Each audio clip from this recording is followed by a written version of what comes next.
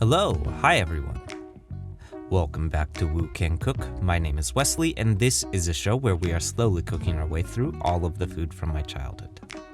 Today we're diving back into our newest series dedicated to recreating everything that I ate in 8 days while traveling through Taipei, Taiwan, with a shot at a Taiwanese pan-fried bao known as a Sheng Jian Bao. For those new to the channel, a few weeks back we dove headfirst into the wonderful world of travel vlogging as I brought y'all along with me on my 8-day trip traveling through Taipei, Taiwan. In this series, we did a bit of digging into my own family history as well as some fun hikes and visits to famous spots like Taroko Gorge and Taipei 101, but most importantly, we also documented every single thing that I ate for the entire trip, which was a lot. I ate a lot. One of my personal favorites was a bao that I actually haven't come across before, which is the pan-fried Sheng Jian Bao. A close relative to the xiao bao soup dumpling or steamed baozi, both of which are more commonly found here in the States, the Sheng Jian Bao is made from a yeasted dough not unlike a baozi is, but is then pan-fried to create a crispy seared bottom to pair with its fluffy and soft top half. Most commonly in Taiwan, I came across these baos made in a smaller dumpling size rather than the larger baos, which we obviously overshot for our own attempts, more on this in a moment. This in turn gives the bao the appearance of a xiao bao, but is actually quite different. So, as you might imagine, we're drawing a lot of inspiration from both our baozi and xiao bao recipes to create our Sheng Jian Bao today, as well as a closer look at dumpling wrapping in general, which, as we'll demonstrate shortly, is almost always kind of a mess on the first bao. Okay, so let's get into it.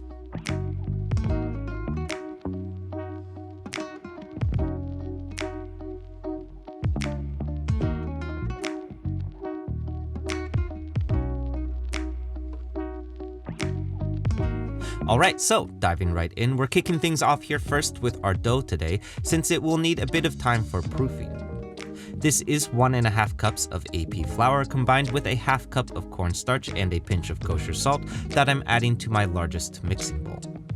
Then in a separate measuring cup, this is a single cup of warm but not hot water that I'm mixing with a single packet of dry active yeast and a single tablespoon of sugar, which we're letting proof for 10 minutes. After this time, you should begin to see the yeast activate as evidenced by the presence of bubbles, which is a result of the yeast feeding on your sugars. Remember, if you don't see bubbles here, your yeast is probably dead and you need fresh yeast. I can't tell you how many recipes I've started off with old yeast, making the next several hours of work a complete waste of time. Anyway, next I'm adding my yeast mixture to our dry ingredients, then mixing this all to combine until a cohesive dough ball forms and the dough begins to pull away from the sides of the bowl like so.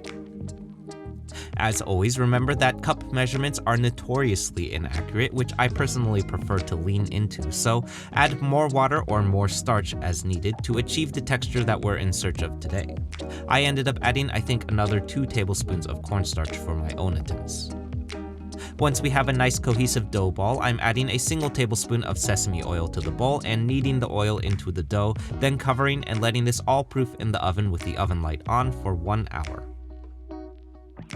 Meanwhile, while our dough proofs, we're getting to work on our filling here next, beginning first with some aromatic veggies. This is 4 cloves of crushed and minced garlic to start, followed by 1 inch of fine minced ginger and the whites and greens of about 6 green onions sliced thinly, all heading into my largest mixing bowl.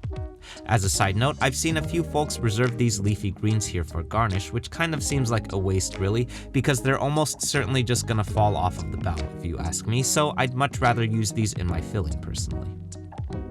Next up, this is 8 ounces or half a pound of pork belly that we're removing the skin from, then rough chopping this into cubes. Now, if you want, ground pork would almost certainly be an easier choice here today, but I forgot to pick this up for our own attempts, so we're instead going with a tip from Serious Eats and throwing our pork belly into a food processor, which I actually think yielded a better final texture to our filling than a ground pork would have.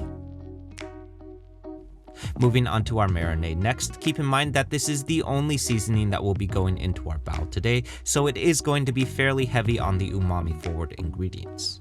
Up first, this is 4 tablespoons or a quarter cup of soy sauce to start, followed by a single tablespoon each of sesame oil and Shaoxing wine for some acidity. Then for our more umami-driven elements, this is a single tablespoon each of dark soy sauce and oyster sauce, followed by a half teaspoon each of Chinese 5-spice and white pepper for some aromatics. Finally, I'm mixing this all to combine, then setting aside for a moment while we circle back to our dough next. Okay, so assuming you followed what I told you to do and made certain that your yeast is alive, your dough should now have roughly doubled in size, like so. Now, at this point, I forgot that we were supposed to be making mini Sheng Jian Baos to recreate the ones that we had at Lai Lai Dojang in Taipei, which could have been achieved by weighing out the total weight of our dough ball, then dividing into 24 or 24 equal pieces.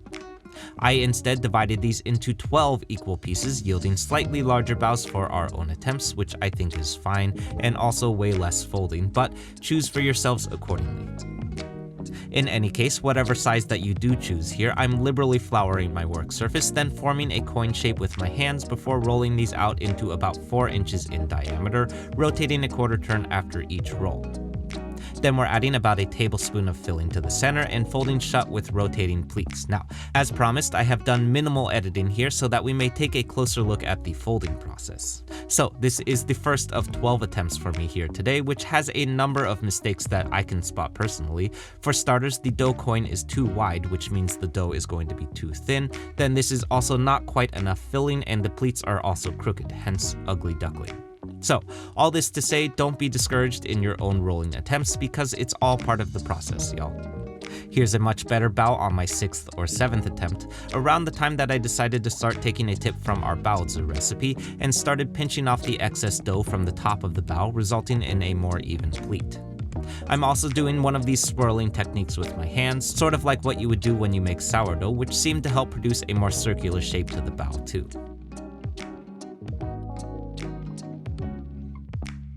Over on the stove, I have a cast iron skillet heating up over medium heat. Then I'm adding, just a little bit of neutral oil so that we may begin searing the bottoms of our baos. I'm kidding, that's obviously a lot of oil, but keep in mind that we're shallow frying today, so try not to think of it in comparison to a stir fry, but rather relative to a deep fry, which would have been something like a half gallon of oil or so.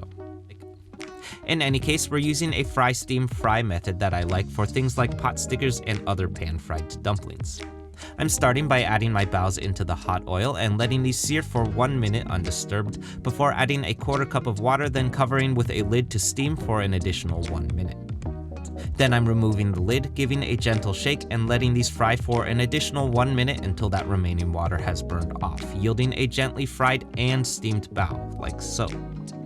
Obviously, keep in mind that we have combined both water and oil here, which is a recipe for oil splattering, so exercise caution when you do this. Back over on the cutting board, now I will reiterate that I don't think that these need a dipping sauce because our filling is pretty rich already, but I know many will insist, so this is a combination of soy sauce, sesame oil, and red vinegar on the side, and we're ready to eat. Okay, so the first thing that I'd like to point out here is that to me, these baos have striking similarities to at least 4 other baos and dumplings that we have already done on this channel.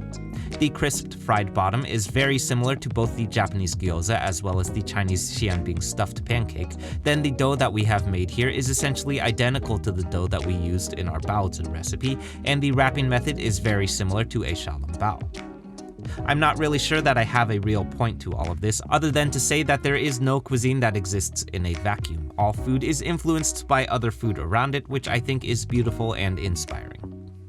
In any case, the combination of our crisped seared bottom matched with the pillowy soft top half of our bao is easily one of my favorite textural combinations that we have created on this channel, and I think may even outmatch my love of a pan-fried pot sticker or gyoza.